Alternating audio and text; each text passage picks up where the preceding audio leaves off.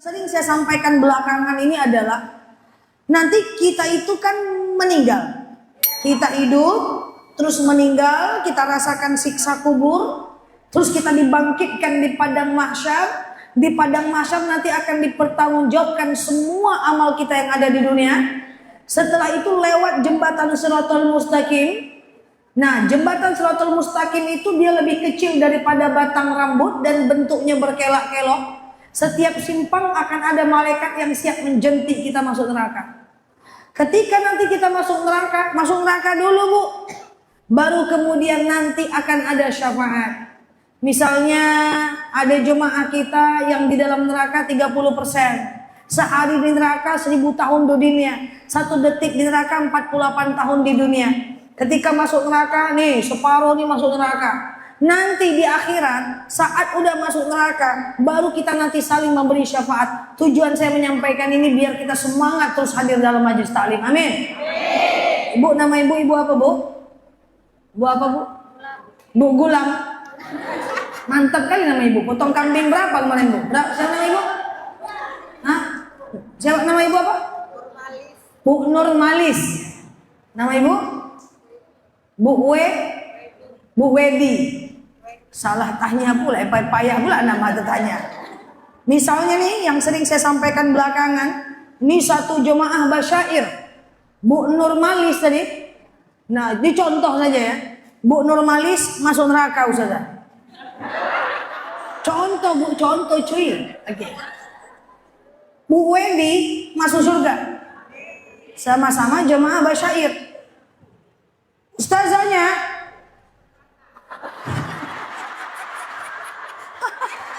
santai Zah, belum boy, belum.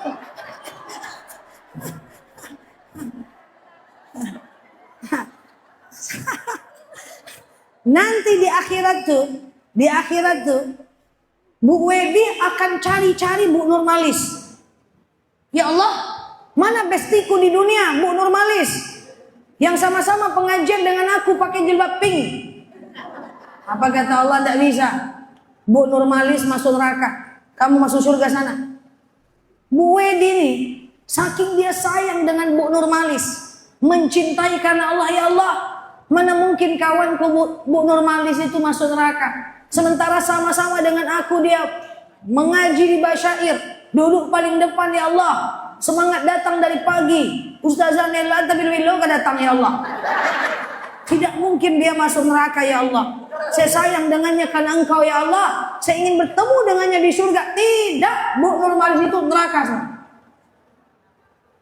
Apa kata Bu Wedi? Kalau gitu ya Allah, saya masuk neraka aja lah sama Bu Nurmalis. Yang penting saya bertemu sama dia, walaupun harus terbakar bersama. Saking cintanya. Apa kata Allah? Allah cinta dengan Bu apa tadi? Bu Wedi. Maaf ya Bu ya. Nah, apa tadi? Bu Wedi. Apa kata Allah kepada Bu Wedi? Udah. Jemaahmu, Bu Wedi, saya akan bawa Bu Nurmalis masuk ke dalam surga bersama engkau. Masya Allah. Syafaat. Clear? Maka semua basyair ini saling memberi syafaat insya Allah. Amin. Maka cintai orang-orang yang beriman. Karena innal muhibbu liman yuhibbu muti'un. Orang yang menyukai akan ikut apa yang dia sukai. Akan mengikuti. Maka ibu-ibu kalau suka dengan Ustazah Fitri, ibu akan ikut apa yang beliau sampaikan. Walaupun tadi kena begini. Contoh lagi. Ustazah Fitri masuk neraka atau surga? Saya yang tentukan. Contoh, Ustazah Fitri masuk neraka. Santai Zah, santai, ceramah nih. Oke. Ini syafaat. Kita tinggal nanti. Contoh nih, supaya ibu bangga nih dengan pengajian nih, bangga nih dengan majelis ini. Luar biasa ini pengajian basyair ini. Amin. Ustazah Fitri masuk neraka. Belum selesai Ustazah, santai Ustazah. Kita lanjut. Ustazah Fitri neraka. Jamaahnya masuk surga semua.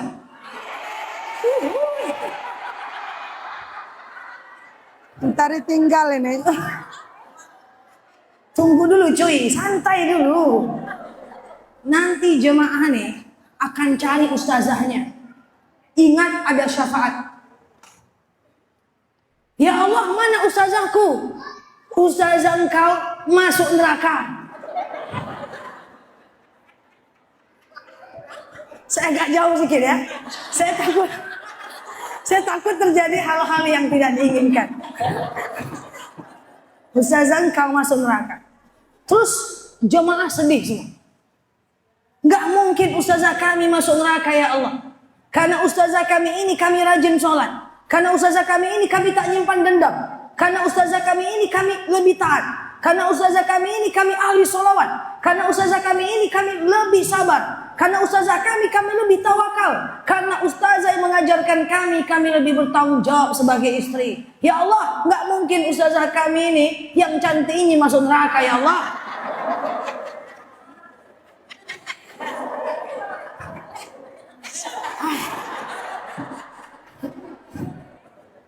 Nego. Lanjut ya saya? Lanjut. Terus apa kata Allah? Tidak bisa. Ustazah kalian itu tetap masuk neraka. Enggak mungkin ya Allah. Beliaulah yang menyampaikan syiar kepada kami. Karena beliau kami jadi mengerti ilmu agama. Kalau bukan karena beliau ya Allah, kami udah pasti masuk neraka ya Allah. Kalau bukan karena ilmu beliau, kami udah pasti masuk neraka ya Allah. Masukkan beliau ke dalam surga. Nggak bisa. Ustazah kalian tetap di neraka. Oke ya Allah, kalau gitu kami semua masuk neraka ketemu ustazah kami. Apa kata Allah? Oke. Ustazah kalian masuk surga. Amin. Damai. Kita balik. Jemaah neraka semua. Ustazahnya doang masuk surga. Cocok?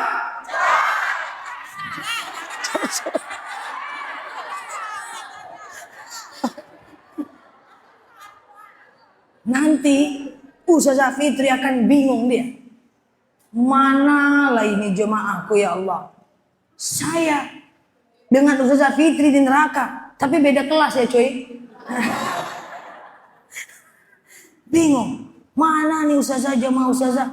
Mana ini jemaah basyair ustazah? Mereka bukannya kemarin baik. Waktu saya datang ke Batam duduk paling depan, angguk-angguk luar biasa. Kok bisa pada masuk neraka ustazah? Ngobrol lah kami di surga. Iya ya. Mana itu jemaah? Akhirnya ayo ya ustazah, kita negosiasi kepada Allah biar jemaah kita itu semua masuk surga. Datanglah kami. Ya Allah, mana jemaahku ya Allah? Kata Ustazah Fitri. Mana jemaah basyair ya Allah? Jemaah engkau itu masuk neraka. Gak mungkin mereka masuk neraka ya Allah. Sementara setiap aku kajian mereka duduk paling depan. Mereka angguk-angguk ya Allah. Mereka selalu mencatat. Salawatnya tetap semangat. Tidak mungkin ya Allah. Kalau bukan karena mereka, kami tidak akan mungkin masuk ke dalam surga. Mereka itu orangnya bagus-bagus. Ya Allah, mukanya glowing. 10 tahun yang lalu. Apa kata Allah? Nggak bisa. Jemaahmu itu memang mendengarkan kajianmu, tapi pulang kajian mereka buka aurat, gosip, duduk di kedai, orang nongkrong, ngobrol, gosip. Bukan jemaah ini, tuh jauh sana tuh. Maka mereka akhirnya masuk neraka. Nggak mungkin ya Allah, nggak mungkin. Kalau gitu, karena mereka lah saya masuk surga. Kalau kayak gitu, saya masuk neraka aja bareng mereka. Apa kata Allah? Jangan Ustazah Fitri, antum tetap di surga. Jemaahmu aku masukkan ke dalam surga. Maka jangan main-main dengan orang yang saling mencintai karena Allah.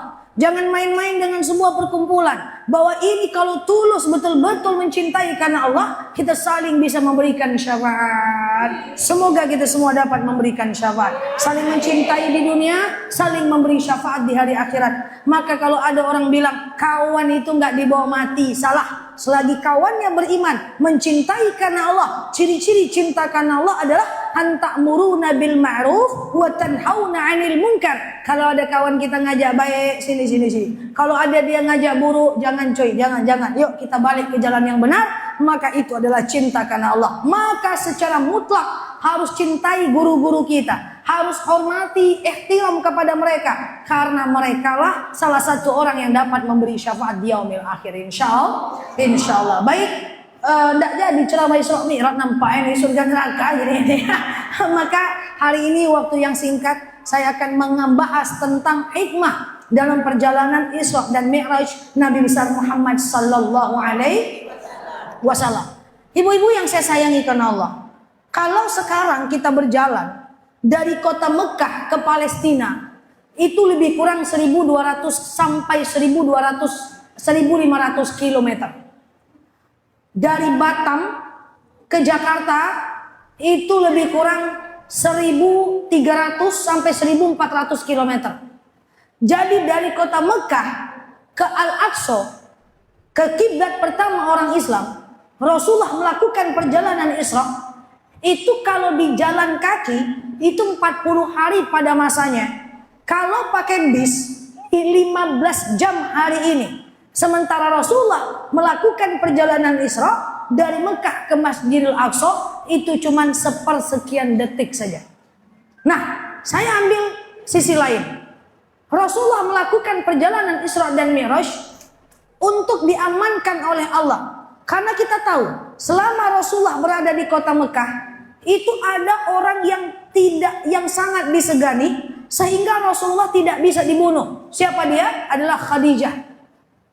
Khadijah itu adalah wanita yang nomor 1 paling kaya di kota Mekah. Orang kalau nggak ada Khadijah, udah pasti Rasulullah udah lama dibunuh, Bu. Tapi karena suaminya adalah Rasulullah, istrinya Khadijah, Abu Lahab, Abu Sofyan, Abu Lahab, Abu itu sangat segan dengan Sayyidatina Khadijah. Segan, Bu. Ibu kalau pergi umroh, nanti di belakang rumah Rasulullah itu ada di belakang rumah Rasul ada mantan pasar seng lama, Al-Maktabah Al-Mukarramah. Itu ibu turun ke bawah sampai ke Jam Abroj, Shower Zam-Zam. Ibu naik ke atas, turun lagi, mendaki sampai ke Hotel Bintang 3 Al-Masa di situ, Thaibah di situ. Ibu jalan 3 kilo ke belakang jalan kaki, itu semuanya tanah Khadijah. Sepertiga kota Mekah itu tanahnya Sayyidatina Khadijah. Maka orang segan dengan Khadijah. Abu Lahab, Abu Sofyan, Abu segan dengan Sayyidatina Khadijah. Makanya Rasulullah itu aman selama Khadijah hidup. Mapan Khadijah itu. Luar biasa. Kaya raya dia. Jadi kalau ada ibu lebih kaya dibanding suami, Khadijah lah itu. Tapi kayaknya tidak ada Ustazah. Oh kalau gitu kami pengen lah Ustazah kayak istri baginda Nabi. Bisa. Kalau ibu tidak lebih mapan dibanding suami, ibu seandainya ibu cuma makan uang suami, itu Sayyidatina Aisyah lah itu. Ada Aisyah di sini? Ada Aisyah? Cuman makan uang suami ada? Tapi Aisyah pembantunya 9, ibu berapa? Pembantu? Nggak ada pembantu? Atau diri sendiri? Ayah. Itu. Tapi kalau ada di antara ibu-ibu yang bekerja membantu suami, jualan lotek, jualan lontong, jualan mie ayam, jualan sate, itu berarti Bu gayanya Fatimah. Jadi yang Fatimah angkat tangan. Banyak Fatimah yang banyak. Fatimah, yang Aisyah angkat tangan. Yang Khadijah nampaknya abu-abu semua ini. Kadang-kadang saya Khadijah Ustazah, kadang-kadang saya Fatimah Ustazah, kadang-kadang saya Aisyah Ustazah. Khadijah itu luar biasa. Mapan. Tapi Rasulullah tidak pernah berharap uangnya Khadijah. Selain Khadijah meminjamkan dan Rasulullah memberikan. Luar biasa. Abu Thalib, paman Rasulullah, memang kawan Abu Jahal, Abu Lahab, Abu Sofyan. Kalian boleh jahatin aku, tapi jangan jahatin ponakanku, kata Abu Thalib. Karena ada Khadijah dan Abu Thalib, Rasulullah aman di kota Mekah. Persoalannya Khadijah meninggal, 6 bulan setelah Khadijah meninggal, Abu Thalib juga meninggal. Rasulullah pengen dibunuh dong. Iya, nggak ada lagi pengamanan. Akhirnya sebelum pindah ke melakukan perjalanan Isra, Rasulullah kabur ke kota Taif. Nyampe di kota Taif, kalau ibu pergi ke Taif, ibu harus ingat satu sejarah. Rasulullah itu pernah dilempar pakai batu, berdarah pelipisnya sampai ngalir darah ke ujung kakinya. Itu bukan di Mekah, di Taif. Rasulullah itu pernah sujud, dilempar kepalanya pakai tai unta, bukan di Mekah tapi di Taif. Rasulullah memasak kurma, mencampurnya dengan air, pergi ke belakang, balik lagi ke tempat itu, udah bercampur kurma dengan tai unta di Taif. Semua Taif, karena orang Taif lebih panas dibanding orang-orang Mekah. Saking panasnya, Rasulullah cuma sanggup 7 hari di kota Taif. Akhirnya Rasulullah berteduh ke sebuah pohon, lalu dia mengibas pelipisnya sendiri, kemudian dia hapus darahnya sendiri. Malaikat Jibril marah. Apa kata Jibril? Ya Muhammad, irfa' yadak ila sama. Kau angkat tangan kau ke langit sekarang juga. Kau berdoa kepada Allah agar Allah balikkan bukit Taif ini. Nanti aku yang kerjain. Engkau doa aja dulu, kata Jibril. Jadi Taif itu ibarat mangkok. Di bagian dasar mangkok itu adalah kota Mekah, yaitu Ka'bah. Dataran rendah. Makanya Ka'bah itu pasti banjir terus karena dia di dataran rendah. Di ujung mangkok di sini adalah Taif. Makanya dia dingin, jadi dia di puncak bukit. Apa kata malaikat Jibril? Kau angkat tanganmu sekarang untuk supaya Allah hancurkan bukit Taif ini. Nanti aku yang balikkan bukitnya. Kau doa saja, kata malaikat Jibril kepada Allah, kepada Rasulullah. Apa kata Rasulullah? Rabbi ja'al hadza baladan aminan warzuq ahlahu minats tsamarat. Ya Allah, jadikan bukit Taif ini bukit yang aman. Berikan mereka makanan dari segala macam buah-buahan. Jangan kau ikut apa kata Jibril, ya Allah. Orang Taif ini bukan jahat, tapi mereka cuman belum paham. Artinya apa?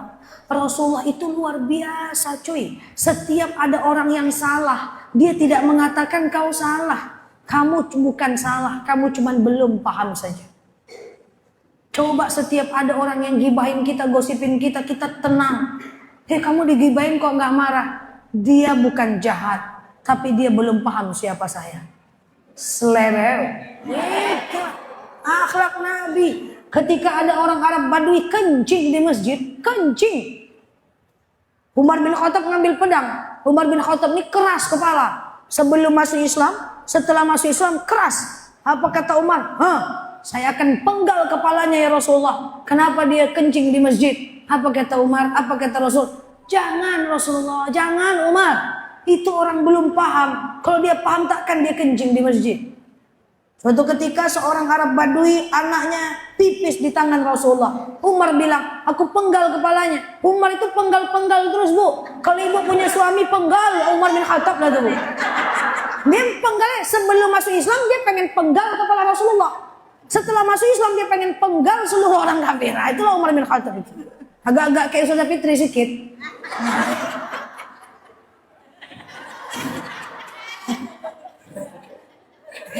Nah, nanti bisa mohon maaf lahir batin ya. Jadi penggal aja dia terus. Saya akan penggal. Jangan Umar. Ini orang bukan jahat. Ini orang cuman belum paham. Anak bayi kencing di tanganku. Kalau kita lukai, siapa yang bisa mengobati hatinya? Sementara kalau dia kencing di tanganku, aku bisa cuci. Itulah gaya Rasulullah, akhlaknya luar biasa. Kalau ada orang jahat dia tidak menghakimi, dia hanya berkata itu orang belum paham. Kalau dia paham dia nggak bakal jahat. Maka saya mengajak sebelum saya lanjutkan kajian saya ini, berhenti menghakimi siapapun, berhenti menilai siapapun, bahkan pelaku maksiat sekalipun. Orang-orang yang berbuat dosa itu dia berbuat dosa sekarang, mungkin karena dia belum tahu atau hidayah belum sampai kepadanya. Suatu ketika dia bisa jadi lebih taat dibanding kita. Betul? Jangan. Jangan menghakimi. Bangunin suami sholat tuh bangunin aja. Bang, bangun bang. Bangun bang. Ayo bang bangun, gitu aja. Jangan dulu bilang macam neraka muka kau bang. Nah, jangan dihakimi. Kalau kayak gini bentukmu jadi apa mati kau bang? Jangan-jangan dia taubat 2 hari sebelum mati. Allahu a'lam. Artinya tugas kita cuma menyampaikan. Kata Rasulullah seperti itu. Dia bukan orang jahat, dia cuma belum paham. Terus kalau ada yang protes sama saya, Nela, kenapa kamu kalau difitnah diam aja?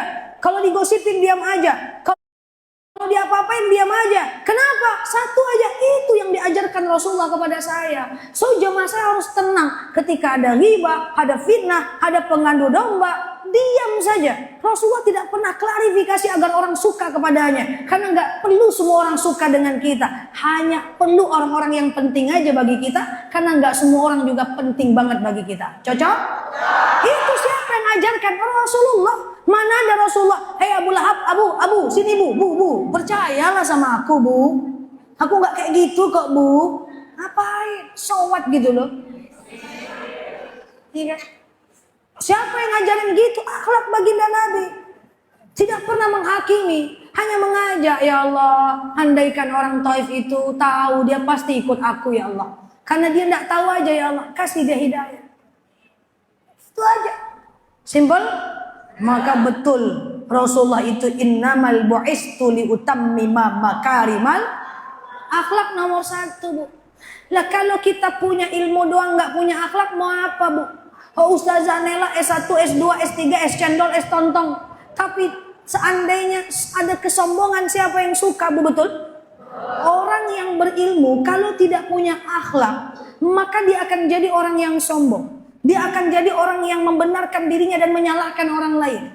Orang yang berilmu tapi nggak punya akhlak dia akan menganggap semua orang ini bodoh semua. Cuma dia yang pintar sendiri. Orang yang berilmu kalau nggak punya akhlak nggak akan mengerti tentang konsep bagaimana mengasihi. Karena dia cuma tahu dia aja yang pintar. Maka akhlak nomor 1. Bukan kekayaan, bukan ilmu pengetahuan. Kaya emangnya orang numpang makan sama kita. Oh kita pamerin nih mobil saya bagus, nih rumah saya bagus. Orang numpang makan. Enggak bu. Ilmu kita paling bagus. Apakah orang suka? Belum bu. Artinya apa? Yang diinginkan oleh orang adalah bagaimana kita menghargainya, bagaimana kita mencintainya, bagaimana kita membantu mereka sehingga kita bisa mengikuti akhlak Rasul. Tak sekolah pun kita orang suka. Betul? Cocok? Pulang lagi terlanjut. Ketika meninggal Sayyidatina Khadijah, baru meninggal Ustazah, lama ceramah ini lagi Ustazah. Meninggal pula Abu Thalib, Rasulullah kabur ke Taif. Akhirnya Rasulullah itu menjadi ingin dibunuh. Baru seminggu balik lagi ke kota Mekah, baru melakukan perjalanan Isra dan Mi'raj. Saya jelaskan. Dari kota Mekah ke Masjidil Aqsa 1500 kilo. Rasulullah pergi bersama buruk. Kenapa buruk? Karena buruk adalah hewan berbadankan cahaya yang ukurannya lebih kecil dari unta, lebih tinggi daripada keledai. Yang kalau dia mendaki, maka tangan depannya akan mengecil. Kalau dia menurun, tangan belakang, kaki belakangnya akan mengecil. Sehingga Rasulullah tidak merasakan miring sama sekali. Kecepatan cahaya buruk itu 200.000 km per detik. Di tempat Ka'bah dalam bukunya Terpesona di Sidratul Muntaha dijelaskan Rasulullah diganti dengan badan yang sama dengan badan buruk 200.000 km per detik cahaya. Rasulullah ganti dengan badan cahaya. Nanti nyampe di rumah, hidupkan senter, tek, langsung sampai di situ cahayanya, betul? Itu badan cahaya. Lalu Rasulullah melakukan perjalanan Isra dari Mekah ke Masjidil Aqsa. Nah, kenapa ke Masjidil Aqsa? Ada banyak teori yang menjelaskan ini. Yang pertama, Masjidil Aqsa adalah kiblat pertamanya orang umat Islam. Yang kedua, Masjidil Aqsa ini setentang dengan Sidratul Muntaha. Sehingga buruk itu nggak perlu berkelok-kelok. Karena dalam riwayat dikatakan buruk itu nggak bisa jalan kelok. Dia cuma tembak lurus ke atas adalah Sidratul Muntaha. Sebagian mengatakan kenapa mesti Masjidil Aqsa? Karena Masjidil Aqsa setentang dengan padang mahsyar. Intinya tinggal tembak lurus atas. Paham sampai sini? Ketika Rasulullah melakukan perjalanan Isra dari Mekah ke Madinah, Isra, Mi'raj ke Sidratul Muntaha, perjalanan Isra 1500 km, Rasulullah menjalankannya kurang dari 1 detik, nyampailah di Masjidil Aqsa. Itu kiblat pertama orang Islam. Kalau ibu pergi umroh nanti akan mampir ke Masjid Kiblatain di tepi jalan. Kenapa dikatakan Masjid Kiblatain, masjid dua kiblat? Karena di masjid itu Rasulullah sholat menghadap sholat asar, menghadap ke Masjidil Aqsa. Sedang sholat langsung turun wahyu dari Allah. Qad nara taqalluba wajhika fis sama falanuwalliyannaka qiblatan tardaha fawalli wajhaka syatral masjidil haram. Lagi sholat asar menghadap ke Aqsa, kiblat pertama orang Islam, lagi sholat disuruh pindah ke Masjidil Haram. Rasulullah bingung, pindah enggak ya, pindah enggak ya. Bayangkan, lagi sholat turun wahyu, apa enggak bingung Rasulullah? Ibu lagi sholat datang paket, bingung ibu, lanjut enggak ya, lanjut enggak ya. Yang datang akasia pula. Masuk Pak Eko. Masuk Pak Eko. Lanjut enggak ya, lanjut enggak ya. Aku beli apa kemarin? Akasia paket bundling. Oke, clear ya. Akhirnya apa? Rasulullah pindahkan badannya ke Masjidil Haram. 2 rakaat menghadap Aqsa, 2 rakaat menghadap Masjidil Haram. Makanya namanya Masjid Kiblatain, masjid 2 kiblat. Nanti kalau pergi umrah dengan Ustazah Fitri, boleh mampir ke masjid itu, sholat 2 rakaat dalam Masjid Kiblatain. Tapi jangan 2 pula kiblatnya, 1 aja. Nah, jadi Aqsa itu tembak lurus ke Sidratul Muntaha, tembak lurus ke padang mahsyar. Masjidil Haram ke Masjidil Aqsa. Di Masjidil Aqsa Rasulullah berhenti transit menuju Mi'raj. Saya ambil contoh pura-puranya ini Masjidil Aqsa. Rasulullah kalau ibu pergi ke Masjidil Aqsa, itu di samping Masjidil Aqsa ada tempat parkir buruk. Di samping masjid, katakan di rumah itu. Yang nanti akan ditunjukkan kepada kita. Ini tempat parkir buruk. Dulu buruk parkir waktu Rasulullah transit menuju Mi'raj. Lalu ibu masuk ke Masjidil Aqsa yang di atasnya itu ada warna kuning ya, kubah kuning ya. Pernah lihat ya? Itu kalau ibu masuk ke Masjidil Aqsa, itu di bawah kubah, coba lihat kubah. Kubah. Pintar anak mama. Pas di bawah kubah, itu ada bolong goa di bawah. Ada bolong goa di bawah. Di atas ini ada batu yang menggantung dari bumi. Kalau ibu pergi ke Aqsa itu isinya. Ibu pergi ke bawah, ada goa lubang. Ibu bisa sholat di dalam goa itu. Saya menamakannya lubang batu. Dan di atas ini, di tengah ini, dekat CCTV sampai ke situ, itu ada batu gantung. Apa sejarahnya? Sangat dipercaya. Ketika Rasulullah mampir ke Masjidil Aqsa, buruk beliau parkirkan. Lalu beliau sholat 2 rakaat memimpin sholat seluruh para nabi di Masjidil Aqsa. Riwayat mengatakan cara sholatnya adalah cara sholat Nabi Daud. Tapi apa bentuk sholatnya tidak ada penjelasannya. Karena belum ada perintah sholat, karena ini baru mau Isra dan Mi'raj. Maka Rasulullah ketika sudah memimpin sholat, lalu kemudian beliau pergi ke tengah kubah itu untuk berangkat dengan buruk ke Sidratul Muntaha, sehingga batu dari bumi itu pengen ngikut, tidak Allah izinkan jadi gantung. Paham? Batu dari bumi itu tanggal, akhirnya terbentuk lubang di bawah, akhirnya gantung, Allah tidak izinkan. Nah, di samping batu gantung itu ada tiang yang di dalamnya ada batu yang kalau kita masukkan tangan kita ke dalam, Masya Allah, lalu kita cium, bau itu wangi. Batu itu wangi sampai sekarang. Dipercaya bahwa di batu itu, ketika Rasulullah melakukan perjalanan Mi'raj, terjatuh jenggotnya di batu itu, wangi sampai sekarang. Nanti kalau pergi Aqsa bisa lihat. Amin. Itu. Nah, jadi kubah itu adanya belakangan. Nah, dibuat setentang dengan batu menggantung tadi. Masya Allah, ngapain Rasulullah pergi ke Masjidil Aqsa? Rasulullah ingin menjemput syariat, menjemput perintah sholat. Rasulullah bertemu dengan para nabi-nabi. Nabi Musa sangat sayang dengan Rasulullah. Awalnya 50 kali sehari semalam Nabi Musa berkata kepada Muhammad, "Ya Rasulullah, kau tak bakal sanggup. Percayalah, aku nabi senior. Umatku 50 kali sehari semalam tidak sanggup sholat." Kalau begitu kurangin jadi 10, kurangin jadi 5 kali sholat. Nabi Musa pun berkata, aku tahu walaupun sholatmu dikurangkan 5 kali, pasti umatmu tetap banyak akan lalai untuk sholatnya. Tidak ada banyak orang yang mengatakan Rasulullah itu pergi ke Sidratul Muntaha untuk bertemu dengan Tuhannya. Saya sampaikan, tidak ada satu para nabi pun yang berhasil ketemu Tuhan. Saya ulang, tidak ada satupun para nabi yang berhasil ketemu dengan Allah. Nggak ada.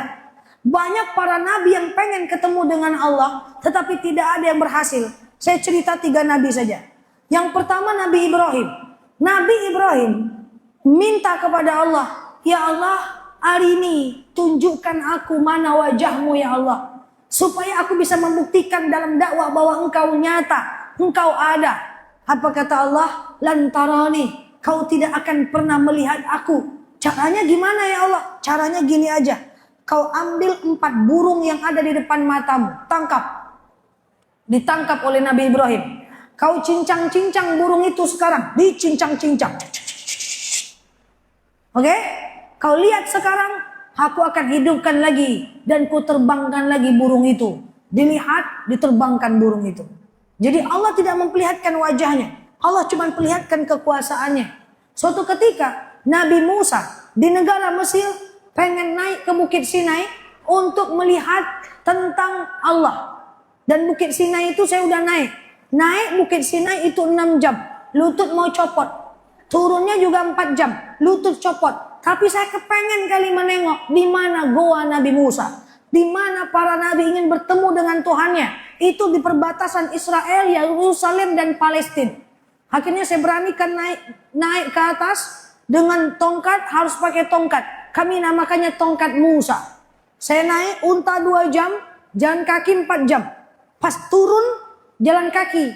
Kenapa? Unta itu nggak bisa jalan menurun. Dia jungkil balik dia. Kalau jalan naik dia bisa. Unta tuh kayak ibu. Kalau dia turun tuh jelungkang dia. Turun, copot bu. Sakit yang tersakit saya rasakan dalam hidup saya adalah sakit turun dari Gunung Sinai. Akhirnya itulah pertama kali saya sholat duduk. Sholat duduk saya bu di tengah-tengah gunung. Sakit. Karena curam. Tidak seperti gua Bukit Sur yang saya sudah naik. Tidak seperti gua Hiro. Ya, tapi sekali bolehlah. Naik saya ke atas, sekeliling itu gunung-gunung. Saya teringat sebuah kisah ketika Nabi Musa ingin bertemu dengan Tuhannya. Apa kata Nabi Musa? Ya Rabb, hari ini wajahik, tunjukkan aku yang mana mukamu ya Allah. Apa kata apa kata Allah? Lantarani, kau tidak akan pernah lihat aku. Walakin unzur ilal jabal, tapi kau lihat gunung-gunung sekeliling kau. Dan saya lihat gunung itu. Saya tahu sejarahnya, saya juga ikut lihat gunung-gunung itu. Oke, dilihat oleh Nabi Musa. Apa kata Allah? Saya akan hancurkan gunung itu dan kemudian saya akan kembalikan lagi bentuknya seperti semula. Terbayang saya, gunung inilah dulu yang dihancurkan oleh Allah dan dikembalikan kepada bentuk semula. Jadi cara Allah memperlihatkan dirinya cuma itu saja. Suatu ketika Nabi Musa berkata kepada Jibril. Jibril ini kan delegasinya Allah. Ya Jibril, kasih tahu aku. Bilang sama Allah, aku pengen lihat Allah. Apa kata Jibril? Oke, aku sampaikan dulu kepada Allah. Lalu Jibril menyampaikan kepada Allah. Sampai kepada Nabi Musa di lubang Musa. Kemudian Jibril hanya berkata kepada Nabi Musa. Hei Nabi Musa, Allah tidak menjawab apakah bisa memperlihatkan wajahmu kepada engkau, wajahnya kepada engkau atau tidak. Allah hanya menyuruh engkau memegang satu bejana. Bejana berisi air, gelas, bukan ketutup kayak gini, gelas. Kau pegang ini kata Allah sampai Allah perintahkan untuk ditaruh.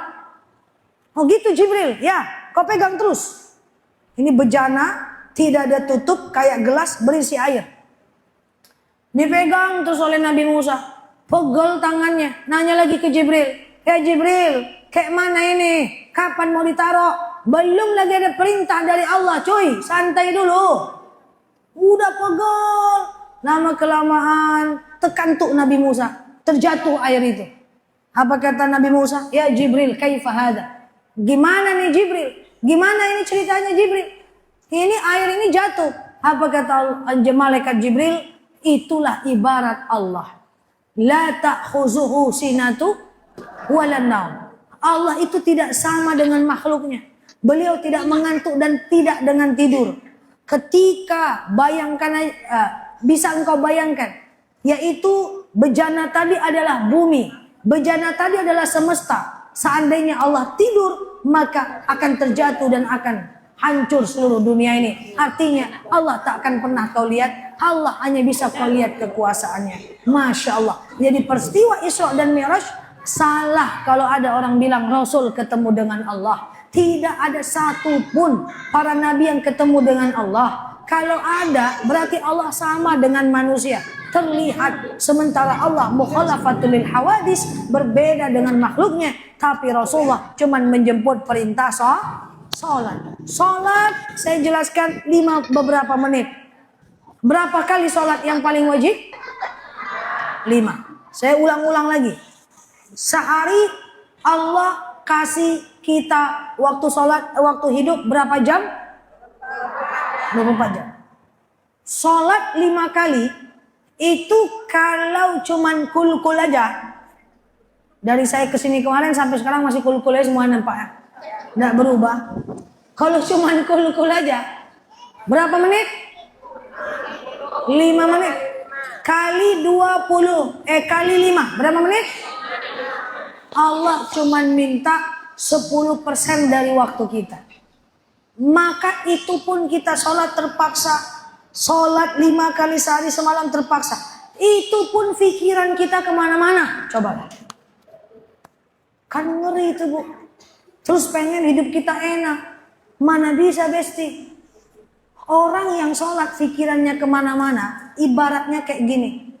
Ibu lagi bicara dengan teman. Saya cerita dengan Ustazah Fitri. Atau Ustazah Fitri cerita dengan saya. Ustazah Fitri ceritanya sampai kemana-mana nih. Sampai kemana-mana ceritanya. Saya mendengarkan ceritanya sambil main HP. Kira-kira Ustazah Fitri suka nggak? Boleh, tapi dia nggak suka pasti. Itu ibarat sholat. Kalau pikiran kemana-mana. Boleh, tapi Allah nggak suka. Suami ibu pulang ke rumah. Lalu nemenin kita temani dia makan siang. Sambil main handphone. Dia boleh, tapi dia nggak suka. Paham? Maka berapa usia ibu nih? Mau tahu belah saya? Udah lansia semua. Patutlah madu akasia laku di sini. Masuk baik ya. Berapa usia ibu? Dari tadi dia pindah nampak tuh lututnya kena kesemutan. Udah kode ini nyuruh saya berhenti atau kesemutan ini ya. Kalau kita udah usia 50-60, coba kita hitung. Berapa kali dalam hidup kita khusyuk dalam sholat? Allahu Akbar. Sami'allahu liman hamidah. Tadi kompor udah mati lah ya. Udah mati lah ya. Udah mati lah. Intip sikit. Oh udah. Allahu Akbar. Sami'allahu liman hamidah. Paket. Udah gitu terlalu kreatif. Dibesarkannya pula suaranya. Allahu Akbar. Mana bisa? Kita banyak lalai. Kalau yang lalai sudah jelas lalai. Tapi yang enggak lalai tidak pula khusyuk. Beberapa waktu yang lalu saya makan siang dengan teman saya. Hei, sholat yuk. Berjemaah kita. Tunggulah dulu Nel. Ngapa gitu? Aku pakai make upnya. Apa hubungan sama make up? Ya kan make upku waterproof. Anti air, anti haters, anti baper. Saya bilang make up waterproof, tidak boleh dibawa sholat, tidak sah wudunya. Kan kau bisa hapus dulu, pakai Garnier. Hapus dulu, baru nanti kamu sholat. Nanti lah Nel, nanti apa? Saya kodo aja nanti di waktu asar kata dia. Saya bilang kodo. Nel, kata dia, coba kau ucapkan sesuatu agar aku mau sholat bersamamu. Oh tentu saya kasih kultum.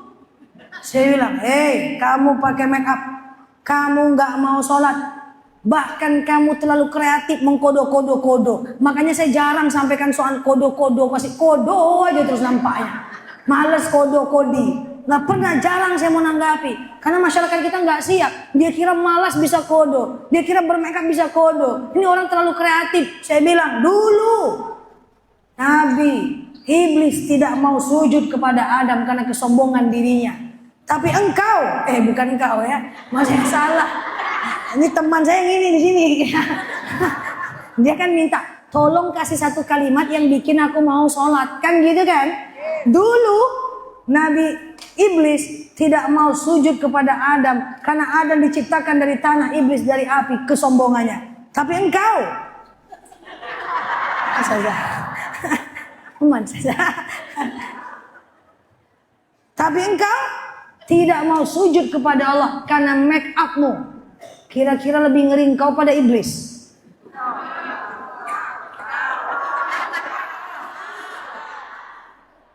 Engkau. Coba. Karena make up nggak mau dihapus, nggak mau sholat. Iblis nggak mau sujud sama Adam, kesombongan. Kita nggak sholat karena make up. Terus kita bilang, kenapa hidup ini susah? Kenapa Allah itu pilih kasih? Kenapa Allah nggak sayang sama kita? Kalau kayak gitu nih, aku sholat sekarang, kata dia. Tapi entah sekali itu pula, tak pula tahu pula saya. Coba bayangkan. Makanya ibu-ibu, cuma 5 kali, kenapa susah? Karena setan ada. Seperti saya bilang, kita sendiri, musuh kita ada 5. Yang pertama ada jin. Yang kedua ada iblis. Yang ketiga ada nafsu jahat. Yang keempat jin jahat. Yang kelima adalah khannas, yang suka melarang kita berbuat baik. Makanya apa beda setan dengan khannas? Setan melarang kita untuk sholat. Nanti ajalah, nanti ajalah, nanti ajalah. Tapi kalau setan, kalau khannas, udah sholat kita, dia ganggu dia. Sholat lupa rakaat. Pernah? Allahu Akbar, sami Allahu liman hamidah. Rakaat 2 atau 3 ya? 2 atau 3, lantaklah situ. Padahal bisa sujud sahwi. Artinya apa? Berapa persen kita khusyuk dalam sholat? Maka saya menghimbau kita semuanya. Ibu-ibu, belajarlah memahami bacaan sholat. Tahukah kita ketika Allah kita ucapkan dalam sholat, Alhamdulillahirabbil alamin. Segala puji bagi Allah Tuhan semesta alam. Allah jawab, Bu. Hamidani abdi. Hambaku telah memujiku. Ar-Rahmanir Rahim, Maha Pengasih, Maha Penyayang. Allah jawab, Asna alayya abdi, hambaku telah memujiku. Ketika kita tahu arti bacaan sholat, maka semakin khusyuk sholat kita. Hentikan semua kegalauan sholat di masa lalu. Pelajari arti bacaan sholat hingga Ramadan, sehingga Ramadan kita lebih khusyuk. Apa ciri sholat khusyuk? Semangat kita, nggak kerasa, nikmat kita. Bukan Allahu Akbar, sami Allahu liman hamidah. Panjang kali lah bacaan imam nih. Nyampe di rumah, oi jangan sholat situ lagi. Ngapa? Panjang bacaan imamnya. Kita tidak bisa menikmati sholat kita. Maka apakah sholat kami sah kalau pikiran kami kemana-mana saja? Sah. Tapi kan kita tidak bahagia dalam sholat. Kita kan pengennya bahagia. Maka pelajari. Bacaan sholat itu kan cuma Al-Fatihah, ruku, i'tidal, sujud, duduk antara 2 sujud, tahiyat. Cuma 6. Bentar ini hafal ini. Bukan hafal, pahami saja. Bentar, sholat kita lebih khusyuk. Gitu. Belajar. Ya, memahaminya. Kalau kita lebih khusyuk. Ya, sujud sahwi pahami. Ya, saya getol mengajarkan sujud sahwi di online. Tapi ada jemaah ini lucu-lucu. Saya udah hafal sujud sahwi.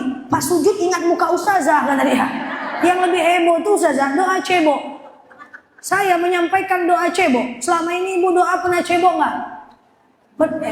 Cebok pernah doa nggak? Cebok nggak pernah doa? Patutlah ini modelnya. Cebok itu berdoa, Allahumma hassin farji minal fawahish. Ya Allah, sucikan kemaluanku dari yang keji. Wa tahhir qalbi minan nifaq. Dan sucikan hatiku dari perkara munafik. Dihafal sama kakak kandung saya. Pas cebok lupa dia. Habis cebok dia telepon saya. Dek, iya. Aku menghafal doa cebok. Pas cebok muka engkau yang ingat dek. Bukan. Enggak ada gitu yang keren gitu Kak. Lagi sedekah kayak ingat muka saya doakan saya. Lagi wakaf Quran kayak ingat muka saya doakan. Enggak dek, lagi cebok. Saya ngajarkan sujud sawi, lupa ingat muka saya. Enggak apa-apa, pelan-pelan pahami arti bacaan sholat. Sehingga kita lebih khusyuk dalam sholat. Kalau lupa rakaat, sujud sawi. Kalau kita jauh perjalanan, pelajari jamak qasar dalam sholat. Kalau kita nggak bisa sholat tegak, duduk kita. Kalau nggak bisa duduk, baring kita. Sholat baring itu miring ke kanan, dadanya ke kiblat, kepalanya pertakbir. Allahu Akbar, Sami Allahu liman hamidah. Ucapkan dalam hati atau pakai jari. Orang setruk wajib sholat walaupun dia baring. Kalau nggak bisa baring, telentang, kakinya ke kiblat, kepalanya di sana, kasih bantal naikkan, wajahnya ke kiblat. Sholat selagi dia nggak pikun. Tapi kalau pikun, boleh tinggalkan sholat. Jadi kalau ibu-ibu mau tak sholat, pikun dulu. Ada 4 orang yang boleh tidak sholat. Gila, pikun, dibius, anak kecil. Atau minta bius, cuy. Bius, ngapa? Malas aku sholat zuhur.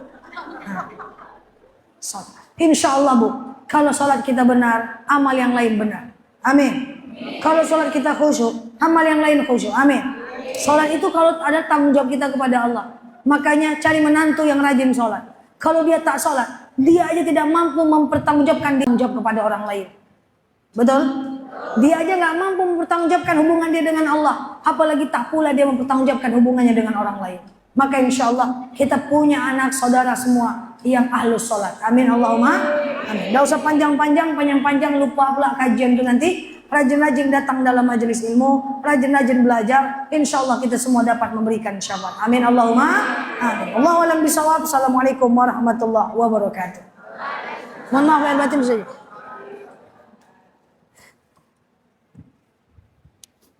Niat saya kalau beliau ke Batam, saya mau bully beliau. Rupanya terbalik, saya kena bully. Semangat lain kau tengok. Gimana, Ibu? Masuk? Yang masuk yang mana? Yang masuk yang Sudah paham? Baik. Karena sudah paham, ngapain lama-lama lagi? Balik kita lagi. Cocok? Sepakat? Gas? Kita tutup dengan doa kalau gitu. Betul. Baik, kita akhiri dengan doa ala hazihin niyah al-Fatihah.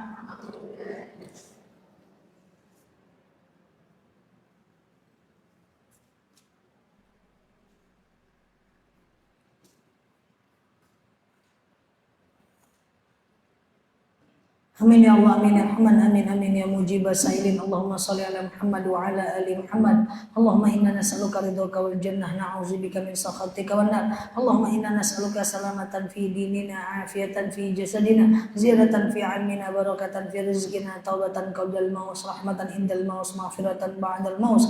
Allahumma hawin 'alaina fi sakaratil maut, najatan minan nari wal afwa 'indal hisab. Ya Allah ya Tuhan kami yang Maha Pengasih lagi Maha Penyayang, pagi menjelang siang yang berbahagia ini ya Rabb, kami tengadahkan tangan, kami angkat tangan kami tundukkan kepala kami ya Rabb, bermunajat kepada Engkau ya Rabb. Ampuni segala dosa-dosa kami ya Rabb, dosa anak cucu kami ya Rabb, dosa guru-guru kami ya Rabb. Ampunkan segala kesalahan dan kekhilafan kami ya Rabbal Alamin. Ya Allah, andaikan ada lisan kami menyakiti hati saudara-saudara kami, lapangkanlah hati mereka untuk bisa memaafkan kesalahan lisan kami ya Rabb. Andaikan ada di antara kami yang menyimpan dendam atas kesalahan orang lain kepada kami, lunakkan hati kami untuk memaafkan, jauhkan kami dari dendam ya Rabbal Alamin. Ya Allah, andai ada di antara jamaah-jamaah kami, andai ada di antara kawan-kawan kami yang sedang menyimpan aib buruk ya Rabb, tutup aib mereka ya Rabb, hingga Engkau antarkan kepada hidayah dan hijrah ya Rabbal Alamin. Ya Allah ya Tuhan kami yang Maha Pengasih lagi Maha Penyayang, andai ada di antara kami saudara-saudara kami yang sedang sakit, angkat penyakitnya ya Rabb, angkat penyakitnya ya Rabb.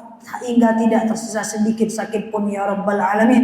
Ada di antara kami saudara-saudara kami yang rumah tangganya di abang kehancuran, sakinahkan keluarga mereka ya Rabb, berikan mereka jawaban terbaik atas kehidupan mereka ya Rabbal Alamin. Ada di antara kami anak-anak kami yang masih durhaka, berikan hidayah secepat-cepatnya ya Rabb kepada anak cucu kami ya Rabbal Alamin. Ada di antara kami para suami-suami yang masih pengangguran, anak yang masih belum mendapatkan pekerjaan, berikan mereka pekerjaan di waktu yang layak, tempat yang layak, dan tempat yang pantas untuk mereka ya Rabbal Alamin. Jadikanlah anak-anak dan cucu kami, suami-suami kami menjadi orang kaya yang dermawan, orang kaya yang rendah hati, dan titipkan rezeki kepada orang-orang yang beriman ya Rabbal Alamin. Ya Allah ya Tuhan kami yang maha pengasih lagi maha penyayang.